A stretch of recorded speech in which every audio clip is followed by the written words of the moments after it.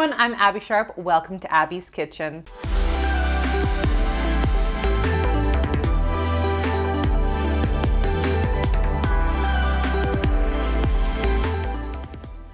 We'll be discussing Dr. Stephan Gundry's diet book, The Plant Paradox, and we will answer the question, are healthy plant foods actually toxic and making you overweight and sick? Before we get into today's video, I want to quickly tell you about my sponsor, Care Of.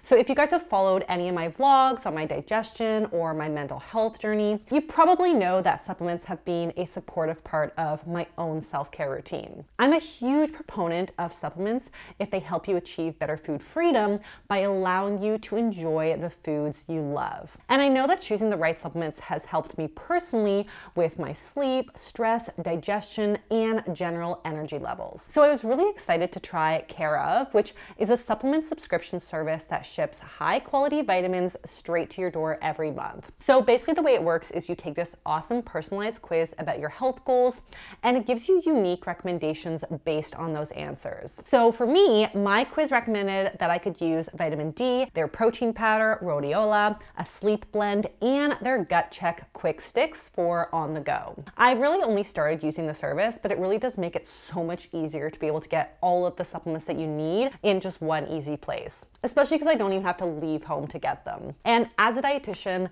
I obviously love that Care Of supplements are third-party tested and backed by the latest science, which you guys all know is super important to me. And whenever your goals or your needs change, it's really easy to just update your quiz and get new recommendations sent your way. So if you're looking to start a supplement routine or update your current one, take Care Of's quiz to find out what's recommended for you. And don't forget to use my link in the description and use my promo code Abbey Sharp to get 50% off of your first order. That's pretty amazing. And you can pause the screen or look at the description to check out my disclaimer, including a trigger warning to those with current or previous experiences with disordered eating. As always, feel free to skip this video if it's not supportive to your journey. And if you are not already subscribed, hit that subscribe button and follow me over on TikTok and Instagram at Abby's Kitchen. You can see I'm in a good mood today because, friends, I'm having my coffee. It's Friday when I'm filming this, and I mean, the sun is shining. What's not to love? Well, I'll tell you what's not to love: this book. So, I get a lot of questions about this controversial diet book and doctor, and I would say for good reason. The tagline of The Plant Paradox, the hidden dangers in healthy foods that cause disease and weight gain, is scary and culty as fad diets always have this air of conspiracy to them, like they claim to know a secret that mainstream science is trying to hide or maybe has missed. And this book is, not surprisingly, no exception. So The Plant Paradox diet and book was written by cardiologist Dr. Stephan Gundry, who claims that all of these so-called healthy plant foods you've been told to eat are actually wreaking havoc on your body and health. The culprit? A protein called lectins. Lectins, or killer lectins as Gundry so affectionately calls them, are apparently the root cause of weight gain and chronic disease. He claims that his protocol will resolve up to 49 different diseases, from acne to diabetes, infertility, and even cancer. Finally, a diet that does it all. But this generalized one-size-fits-all diet isn't apparently just for your average, relatively healthy Joe. He even has an adjunct program called Keto Plant Paradox Intensive Care, designed for people with diabetes, cancer, and kidney failure. This is an aside, but there are hugely dangerous implications of prescribing a generalized fad diet to people in need of unique medical nutrition therapy, pharmaceuticals, and comprehensive care. But anyway, this will be a huge shocker to you probably, but this diet is riddled with inaccuracies and contradictions. Honestly, too many to list. But I want to focus in on his lectin argument because I keep seeing this pop up in my feeds. So first of all, lectins are a group of proteins that can be found in all plants, but are most abundant in raw legumes like beans, lentils, peas, soybeans, and peanuts, and whole grains like wheat. They're known as phytohemagglutinin, which are a class of protein molecules that bind to particular carbohydrates like glucose, sucrose, and cellulose fiber. The effect that lectins can have on the human body really does vary and depend on how the lectin-containing food is prepared and how much is consumed. But the most dramatic side effect that we've seen is where people eat raw or undercooked kidney beans. In these rare cases, the lectins have caused red blood cells to clump together, causing devastating effects. Usually though, eating them in excess just causes GI distress like bloating, gas, nausea, and diarrhea. In the longer term, eating raw high lectin foods may also interfere with mineral absorption, and because lectins bind to the lining of the digestive tract, they can affect our good gut bacteria. This is really the crux of the lectin phobia central to Gundry's book, and this is where the concept of leaky gut has really taken off. If you haven't heard the term being thrown around by wellness influencers and natural health gurus, best you hear it from me first. The first thing you need to know is that leaky gut is not a legitimate medical diagnosis. Rather, what they're referring to is intestinal permeability, which can be affected by a number of factors. So the lining of your intestines are covered in little finger-like projections known as microvilli. People disappear in the Finger Lakes. And these little fingers help your gut to absorb important nutrients and are really like the gateway to your bloodstream, aka your nutrient transportation system. If the microvilli or lining gets damaged for any reason, then unwanted substances like bacteria can pass into your bloodstream, causing all sorts of problems like inflammation. So we see intestinal permeability in action in two main ways. Firstly, under stress conditions like endurance exercise or pregnancy, and second, in patients who suffer from things like celiac or Crohn's disease. The difference between the two is that the leaky gut experienced under stress conditions can be reversed using dietary factors like introducing probiotics, whereas diseases like celiac and Crohn's, it cannot. But let's use celiac disease as an example and just focus on that because it's linked with a dietary component, gluten, which Dr. Gundry loves to hate. Now, when patients that suffer from celiac disease eat gluten, the gluten leaks out of their gut, and as a result, the body attacks it, causing inflammation and damage. Now, obviously, a number of health influencers will extrapolate this information to claim that gluten will have this effect on everyone, and not just those with celiac disease. But what is gluten? Oh, this is pretty sad because I don't know. And Dr. Gundry ups the ante by saying that it's not just gluten, it's all lectins in all forms. So we gotta remove them all. P.S. This is just a sidebar, but despite what Dr. Gundry claims, gluten is not even a lectin. Like, we find gluten in foods that contain lectins, like whole grain bread,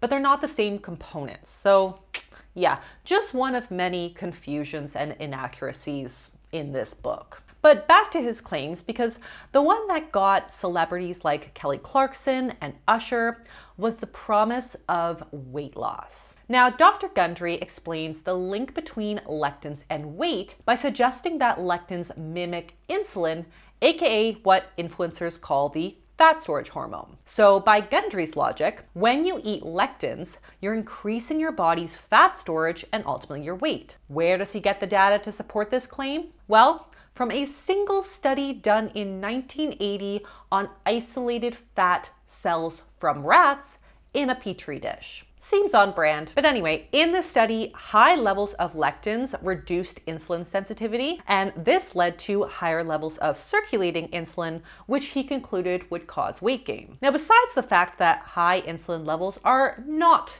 the cause of weight gain, check out my video on insulin and weight gain right here, you can't just take animal studies like this and apply the findings to living humans. In this study, the rats' fat cells were soaked in lectins in a petri dish. There's no evidence that lectins consumed in like beans can even get into our fat cells. Not to mention how much volume consumed would be needed to even come close to the volume directly applied to the rat's fat cell. It's an outrageous assertion based on, again, nothing more than a far-fetched theory. The more likely reason for celebrities' weight loss success on this diet is less to do with lectin's insulin-like properties and more to do with the fact that you're just cutting a ton of food out. The plant paradox diet includes a 3-day cleanse to start, 4 to 6 weeks of repair and restore, and then a maintenance phase where you reintroduce some of the foods that you eliminated before. Now the cleanse is really strict, removing all dairy, grains or pseudograins,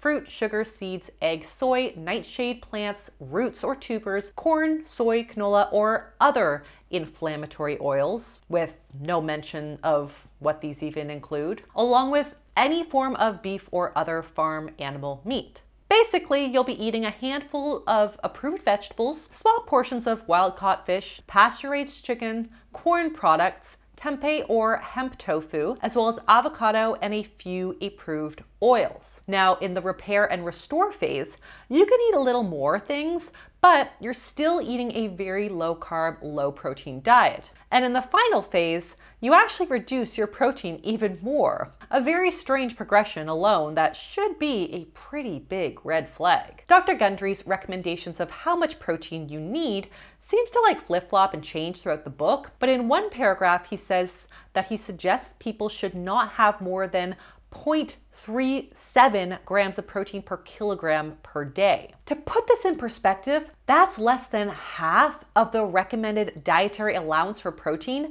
which is already considered like the bare minimum and not necessarily the average needed to thrive. So to summarize this dumpster fire of a diet from a weight loss lens, lectin isn't a secret culprit of all the world's problems. This diet is just basic restriction with a pseudoscience woo explanation to legitimize it. A lot of wellness diets today play on the psychology of restriction by taking the explicit focus away from inches and pounds and onto health, especially gut health. But this is just a pig with a new shade of lipstick. If it walks and quacks like a diet, it's a diet. Full stop. Stop tampering with the spell. So I think we've established that the research to support a lectin-free life isn't great. But let's consider it from another angle. Could cutting these foods out do more harm than good? Surely, if us dietitians have gotten it all wrong and Dr. Gundry's right, populations who consume a lot of lectin-containing foods would be morbidly obese and chronically ill. But again, big shocker ahead, when you look at people who base their diets on plant-based foods, including all of those toxic beans and lentils, as well as nightshade veggies like tomatoes and eggplant, you can see they're doing pretty effing well. This kind of diet is typical for one of our major blue zones, the Mediterranean region, which we have evidence to suggest is one of the healthiest diets for reducing the risk of chronic disease. So this feels like another huge strike for the anti-lectin movement to me. Now, before the comment warriors get at me, I need to share that a lot of plant paradox defenders will insist that Dr. Gundry doesn't explicitly say you shouldn't eat legumes. They say you can have legumes if they're cooked a certain way. And this nuance is confusing as because for 90% of the book, he goes on about how dangerous lectins are and how you need to get them the out of your life. But to not lose the vegan and vegetarian consumers, he makes the following statement. A pressure cooker will destroy the lectins in beans and other legumes, which are a fantastic source of non-vegetable protein, as well as in vegetables in the nightshade and squash families, actually fruits. Better yet, pressure-cooked beans shorn of their offending lectins serve as a smorgasbord for your gut buddies and can improve longevity and enhance memory. What? So all this time he's been going on about how these exact foods are basically killing us and all you needed to do was cook them and all of a sudden they're a smorgasbord for your gut? Don't we all do this anyway? Who is eating raw beans? Who's eating dry wheat berries as a snack? It seems like he needed a solid, scary, fear-mongering hook to get people in, and then needed to fill some pages to fulfill his book contract. But the book would have been complete if he just wrote on page 1, "Hey kids, cook your beans." I don't agree with Gundry on a lot of things, but I do agree with this. We absolutely should not be eating a lot of raw or active lectins.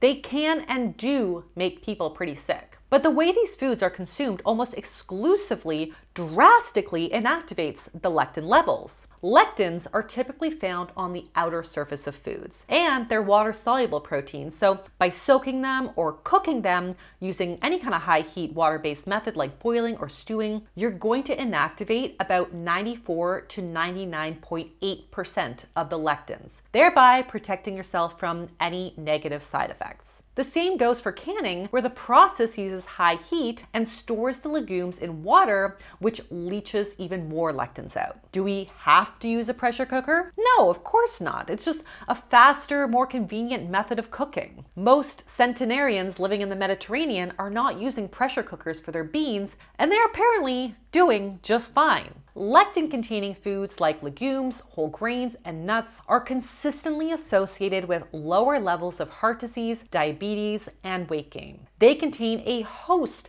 of beneficial nutrients like protein, fiber, healthy fats, vitamins, and minerals, all of which work symbiotically to improve our health. Cutting these out based on a theory that doesn't even make sense in the context of how humans eat is the epitome of backwards thinking. Not only do the benefits of these foods outweigh their potential risks, but some research actually suggests that lectins have antioxidant properties. So instead of causing inflammation, as Dr. Gundry suggests, they may actually help to control it. They also bind to some carbohydrates, and in doing so, slow down their digestion and absorption, potentially reducing blood sugar and insulin spikes. Some very early research is even suggesting that lectins may even help to support cancer cell death. Now, this is super preliminary research, but let's keep our finger on the pulse on that, because I think anything in the cancer research world is worth staying hopeful for. So I want to close this off by empathizing with those who have read and followed this doctor's problematic advice. When you see an MD on the cover of a diet book, you rightfully should expect the content to be legit. But as we've seen over the years from a number of celebrity PhDs and MDs, doctors are not always the most credible sources for nutrition information. No disrespect, because I trust that this man is a wonderful heart surgeon, but unless they seek it out in continuing education, most MDs are given very little formal training on nutrition. And we can't fault them at that, but I do expect better interpretation of health research and data. And while most readers might see a citation or an authoritative claim made by a doctor and accept it as gospel, I hope my analysis has shown that not all research is created equal. The recommendations of this diet are not only largely based on mere theory, but most of it doesn't even make theoretical sense. So bottom line, eliminating lectins from your diet is not going to magically cure you of all that ails you, as Dr. Grundy likes to say. Eating a balanced diet that includes a wide range of mostly minimally processed foods is a far more sustainable and supportive choice. I hope my videos have helped you think more critically about the information that you see online. And remember, if it sounds too good to be true, even if it's coming from a doctor, unfortunately, it probably is. So on that note, that's all that I have for you guys today. If you liked it, be sure to give it the thumbs up. Leave me a comment below on what you'd like to see me review next. Subscribe to the channel, and I'll see you next time on Abby's Kitchen. Bye!